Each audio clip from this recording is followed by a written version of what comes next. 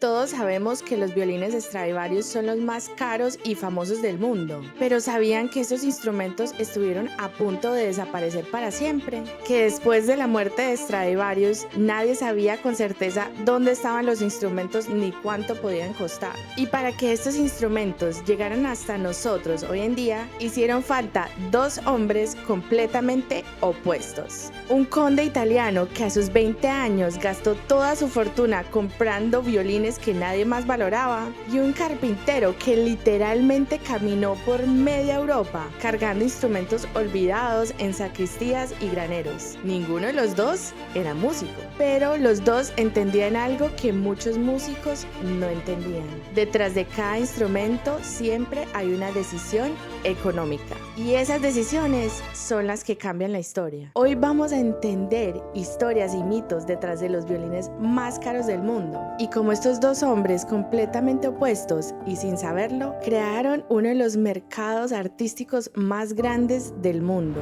Bienvenidos y bienvenidas a mi canal. Soy Melisma Violín, violinista y especialista en instrumentos de cuerda frotada y arcos. En mi canal exploramos la cara oculta de la historia de la música, la cultura, el dinero, la política y las decisiones humanas que hay detrás de las grandes obras y sus compositores, además de los instrumentos que le dieron vida a ese sonido. Si esto te llama la atención, suscríbete para que no te pierdas ninguno de mis próximos videos. El video de hoy está súper interesante. Para empezar, les voy a dar una estructura para que sepan qué van a ver en este video. Vamos a ir con 6 partes, pero como siempre, dejando lo mejor para lo último.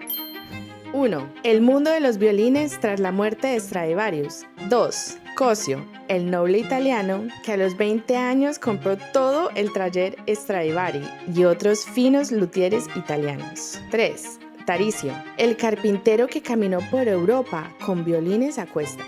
4. La herencia que nos queda hoy en día. Como esos dos hombres del siglo XIX son tan influyentes que hoy llevan su nombre una casa de subastas de millones de dólares. 5.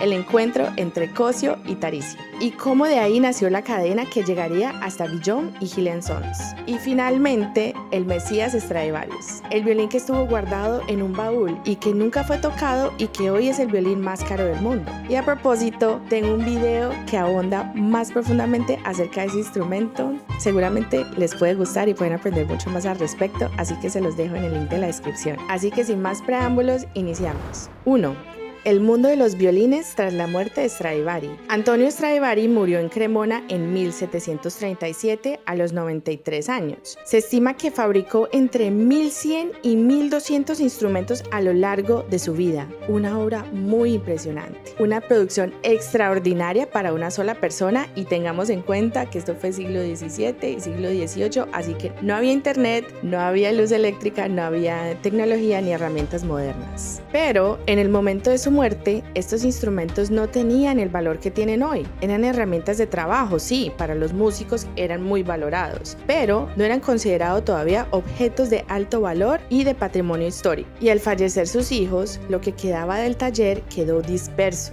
vendido sin orden, sin inventario, sin ningún sistema que garantizara que estos instrumentos pudieran ser rastreados. Recordemos una vez más que no había internet, ¿no? Los violines de Cremona empezaron a desaparecer. Algunos terminaron en sacristías de iglesias, otros en manos de familias que los heredaban sin saber exactamente qué tenían.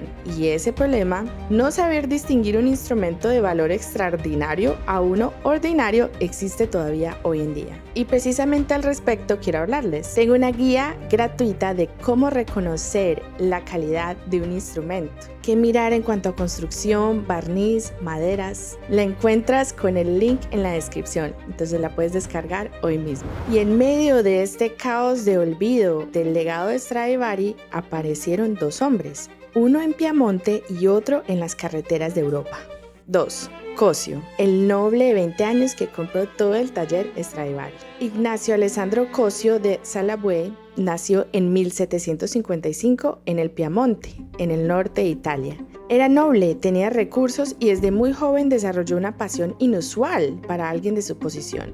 los violines. No era músico profesional, pero desde muy joven sintió una fascinación por este mundo de los instrumentos. Siendo adolescente le escribía cartas a luthieres, hacía preguntas y tomaba notas, un comportamiento casi académico que nadie a su alrededor entendía del todo. Y en 1775, cuando tenía 20 años, tomó la primera gran decisión de su vida. Compró directamente a Paolo Stradivari, el último hijo vivo de Antonio, todo lo que quedaba en el taller familiar: violines, violas, chelos y también crucialmente los moldes, las plantillas y las herramientas de trabajo del mismísimo Antonio Stradivari. Con una sola compra, Cosio no solo adquirió instrumentos, adquirió el archivo técnico de uno de los más grandes genios de la lutería en el mundo. A lo largo de las décadas siguientes continuó comprando Bergonzi, Guarneri, Amati, entre muchos otros.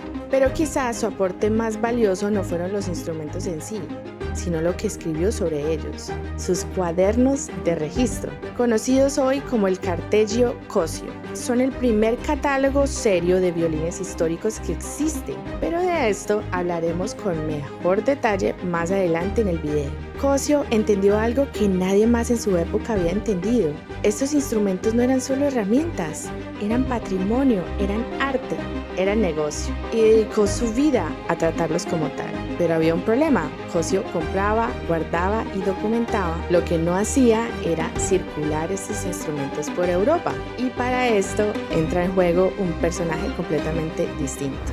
Si llegaste hasta aquí, ya sabes más del mundo del violín y de la lutería que el 99% de las personas.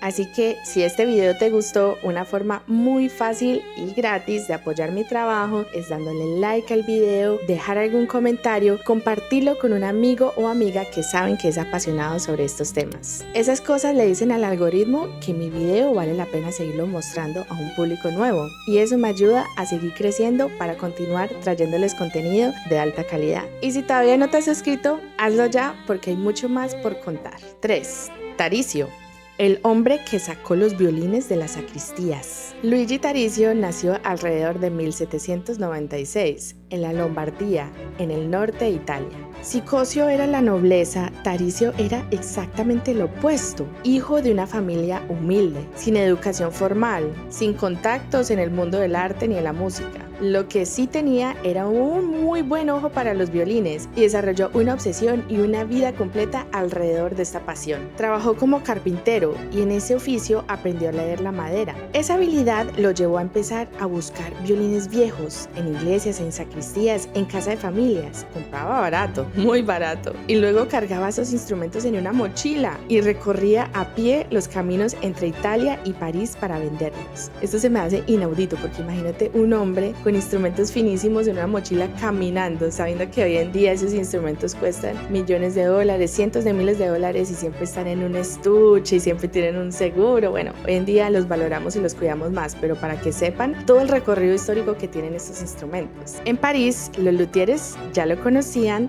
y lo esperaban. Taricio llegaba con instrumentos que nadie más podía conseguir, de procedencias que nunca explicaba del todo. Era reservado hasta el hermetismo. Nunca revelaba sus fuentes, nunca mostraba completamente todo lo que tenía. Y hay una historia que define esto perfectamente. Una noche en una cena en París con un grupo de luthieres, Taricio habló toda la noche del mejor Stradivarius que había podido conseguir. Un Stradivarius que estaba en perfectas condiciones, que era el mejor que había visto en toda su vida, pero nunca lo llevó a París. Así que el violinista Delphin Allard, ya cansado, le dijo: este violín tuyo es como el Mesías, siempre anunciado, nunca visto. Y el nombre se quedó para siempre. Taricio murió en 1854 en un apartamento de Milán. Cuando entraron a su apartamento después de su muerte, encontraron escondidos en el lugar 24 violines Stradivarius, 120 instrumentos históricos en total, y entre ellos el famosísimo Mesías Stradivarius. A mí me parece esta historia increíble, o sea, me parece que merece estar como en una película de Hollywood. ¿Pero qué piensan ustedes? Los leo en los comentarios. 4. El legado que llegó hasta el día de hoy. Vamos a darnos una perspectiva moderna de esta historia. La historia no termina en 1854 con la muerte de Taricio, continúa hoy. En el 2002, un grupo de especialistas fundó una casa de subastas con un nombre muy deliberado: Taricio. Un homenaje directo al hombre que caminó Italia con una mochila llena de Stradivarius. Hoy es una de las casas más importantes del mundo, especializadas en instrumentos de cuerda frotada y arcos. Yo he estado ahí, aquí en la oficina de New York.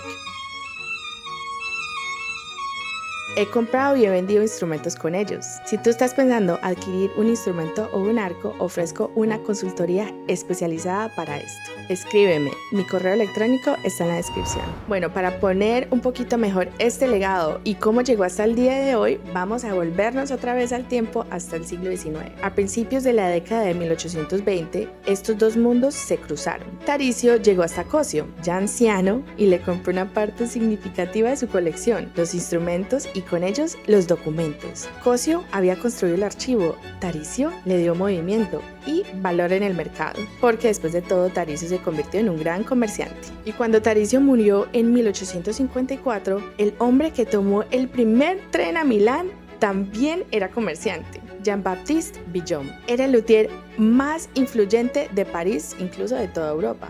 Y aparte de ser luthier, era un comerciante de gran renombre y era uno de los clientes frecuentes de Taricio. Sabía exactamente lo que iba a encontrar y lo compró todo. Entre esos instrumentos estaba el Mesías, el Stradivarius que Taricio había mencionado durante años, pero que nadie había visto nunca. Ese violín y la historia detrás de él lo vamos a explorar en detalle en la última parte de este video. Pero Vuillaume no solo coleccionaba, vendió, distribuyó y construyó décadas de relaciones comerciales con estos instrumentos. Y una de las relaciones comerciales más importantes fue con W. Hill & Sons, los luthieres y comerciantes londinenses que se convirtieron en la firma de referencia para la autenticación de Stradivarius en el mundo anglosajón. Hill y Vuillaume no eran solo colegas, eran socios en un ecosistema comercial donde el arte y el dinero llevaban mucho tiempo entrelazados.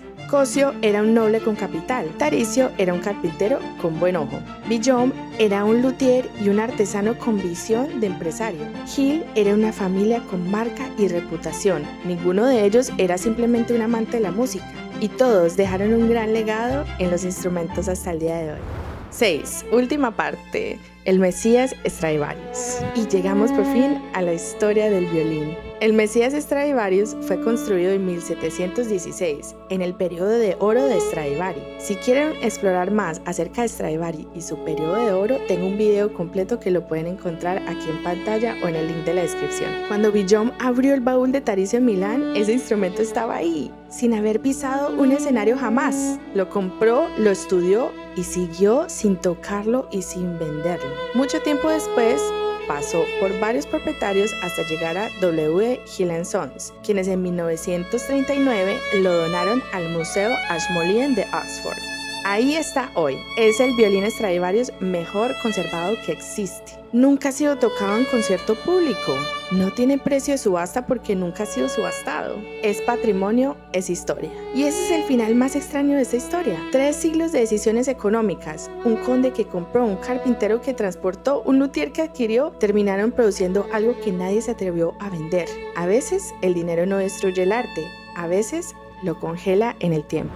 ¿Y ustedes qué creen? ¿Que el Mesías debería conservarse en el museo o que debería estar circulando por conciertos? Mi gente bella, espero que hayan disfrutado muchísimo este video y los espero en los siguientes videos. Muchas gracias por estar aquí. Los quiero mucho. ¡Chao!